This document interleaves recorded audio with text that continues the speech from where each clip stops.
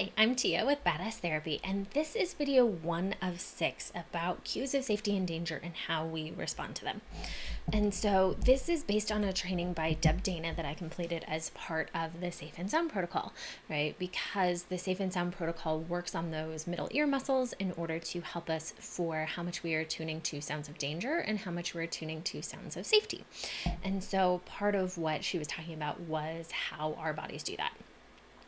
One of the first things that she talked about was that safety is not a cognitive experience. It's an embodied experience. So lots of my clients say, well, I know that that's safe, or I know that this is, okay. Why am I responding as though it's dangerous? And it's because our bodies sort of make this decision without us. And so in order to describe that experience, Stephen Porges coined the term neuroception. And what that does is it describes how our body constantly scans for cues of safety and danger and how it starts to, so it's just that, right? From that neuroceptive information, then our body makes the decision about whether it's safe, whether it's dangerous, or it's a life threat. So the most important thing to know about this is that we are not in control of this process. We're not even consciously aware of it. This whole experience happens below conscious level. And so the idea that we can be in control of this decision making or in control of what happens with that is really false, right? Our bodies make that decision without us. And so it's really important for us as we're looking at healing from traumatic experiences or from developmental trauma. And so when we're looking at that, we look at the fact that we're trying to retrain the body, right? This is why we can't just think our way out of this. We can't just decide that we're going to do it differently, right? We really have to retrain the way that the body is responding to our environment, which is part of why I do the somatic psychotherapy work. So, with neuroception, our bodies are paying attention to cues that come from inside the body. So, things like pain, things like how we're digesting, any sort of allergic reactions, things like that, right? So, our body's paying attention to any cues from inside our body that tell us that we're safe or that we're not.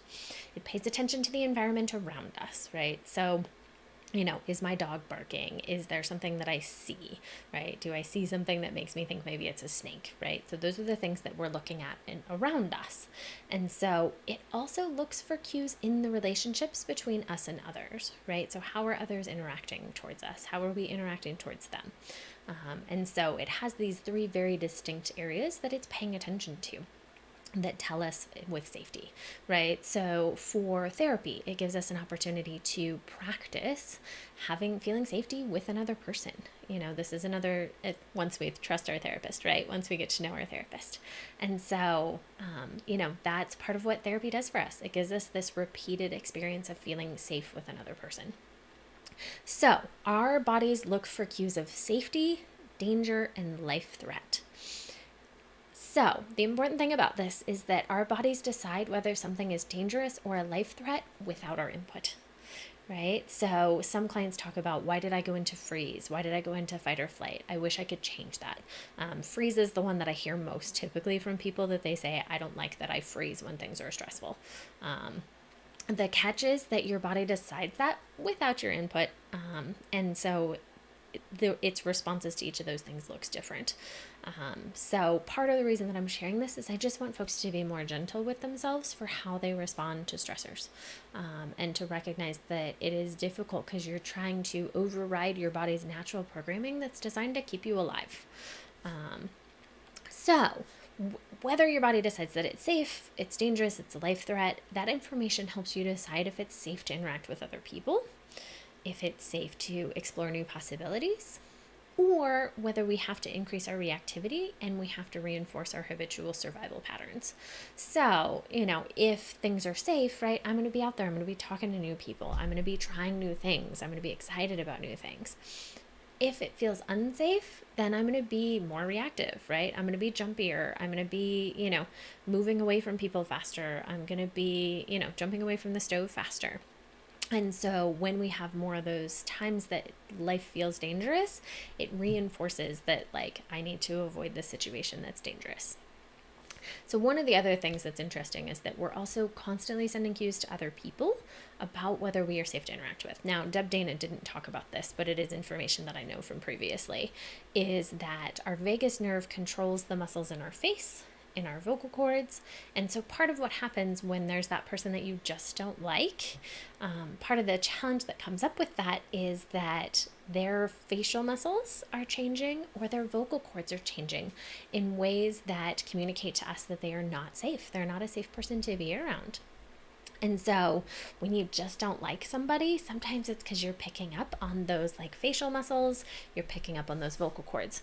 This is also what I talk to a lot of teenagers' parents about, is that the idea that your teenager can control their tone of voice is really challenging for them. It's really challenging for all of us.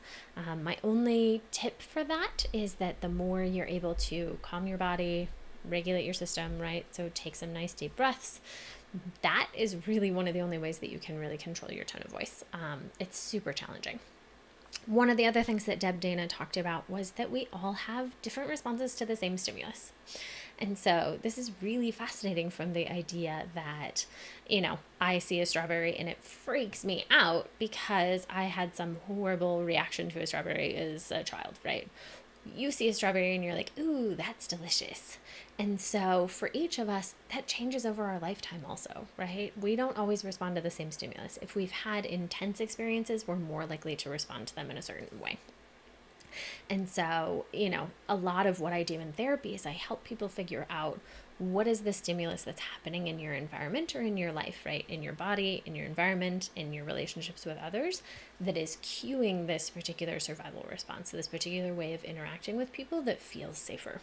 And so a ton of the work that I do with people is just investigating what's that stimulus so that we know and so that we can change that stimulus, or so that that's always how you're going to react when that particular thing happens in front of you, right?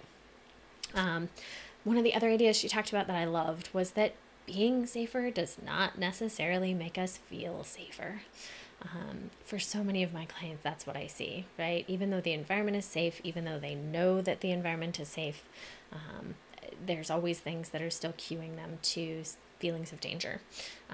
Infants who are, again, not something Deb Dana talked about, but something I know from previously, is that infants who are exposed to stressful environments in the womb are exposed to higher levels of cortisol. And so they come out of the womb with systems that are more attuned to paying attention to danger. They are more reactive. They just in general have a quicker trigger to things like fight or flight. And so that's just a way that their systems are different, right? So all of our systems react differently to our environments also depending on our experiences, even as young as in the womb. One of the things that I loved was that Stephen Porges refers to neuroception as autonomic intuition. I love this idea because our bodies are deciding without us, basically, that things are safe or dangerous or a life threat, right? So it feels like this intuitive response of like, this just doesn't feel right. This just doesn't feel okay. I was talking to a client the other day about how, their partner's voice may change in a particular way. That means absolutely nothing to the rest of us. It's such a subtle thing we're not going to notice. But they have this physical reaction to this person's tone of voice change. And it's a tiny thing. But because of our past experiences with this person, with their voice, right, then we have this sort of physical autonomic, right, autonomic how our body responds to things, intuitive thing, right, where it just sort of kind of guesses of what's going to be safe or not. I loved the idea that Deb talked about of we cannot just reduce or resolve cues of danger. And Dr. Porges talks about this quite a bit as well.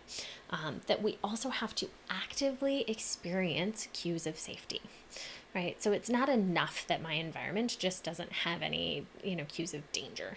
I have to be paying attention to also things like cues of safety. My partner and I have talked about the fact that his pug, the fact that he is so loud, right? His breathing, his snuffling, right? Everything. You are always aware that this pug is in the room. And for my partner who has a pretty significant trauma history, it helps him to stay calm. Right? Because if his puggy is, snoring or making little snuffling noises, right? We know there's nothing dangerous in the environment, right? If his pug is barking, right? We know that there may be something that's unsafe around us. And so for his nervous system, having that pet there is an active cue of safety for him. Same thing for me, right? My pets are often next to me. Right now, my kitty is laying in the bed and he's doing like kneading and doing, we call them happy paws. right? He's doing happy puzz. So like, I know that nothing dangerous is happening right now, right? For my nervous system, that's a cue of safety. So we really have to pay attention to those cues of safety as well, right? So I often talk to clients about, you know, right now I'm safe. Right now in this environment, I'm safe. Look around the room. Look for sounds. What are things that you hear that tell you that things are safe? What are the things you see that tell you that things are safe? What are the things you physically feel in your own body that tell you that things are safe?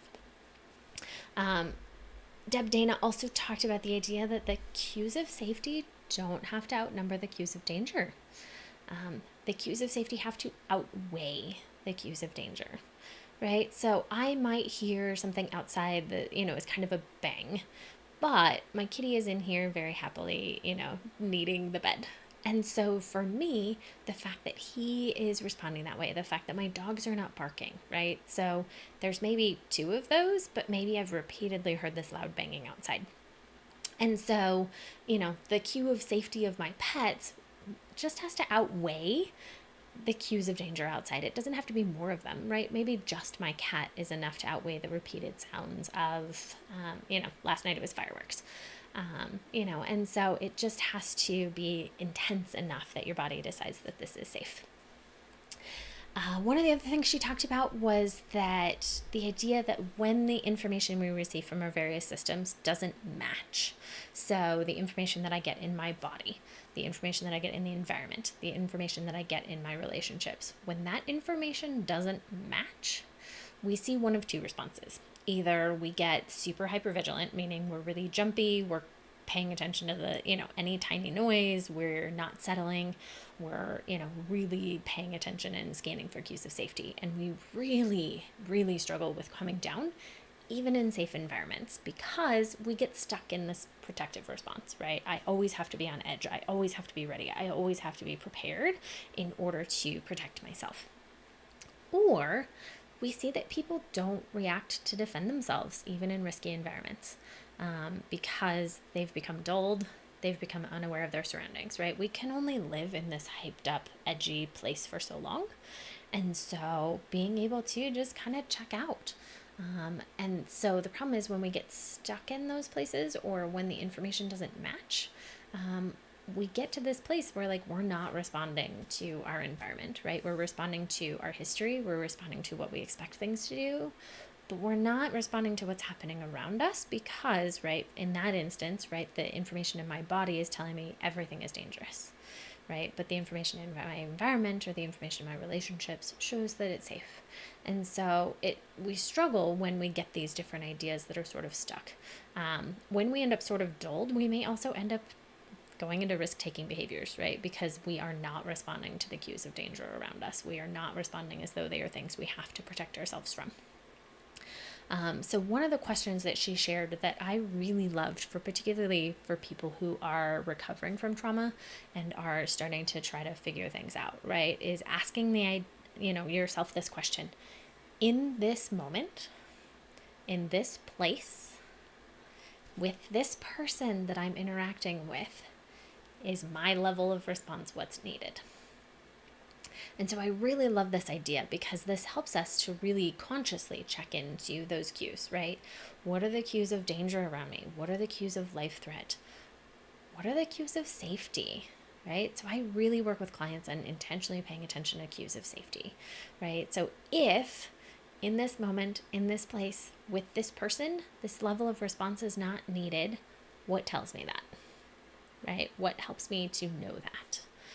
The other question that she asked that I loved was, what are the conditions that create enough safety for you to want to move forward and engage with your world around you, engage with the people around you, engage with the pets around you? Really checking in and asking yourself, what are the conditions that create barriers, right? What stops me from moving forward and engaging? And really answering this question, what is safety for you, right? And, filling in the blank on the end of a sentence. Safety is, right? For me, safety is my pets.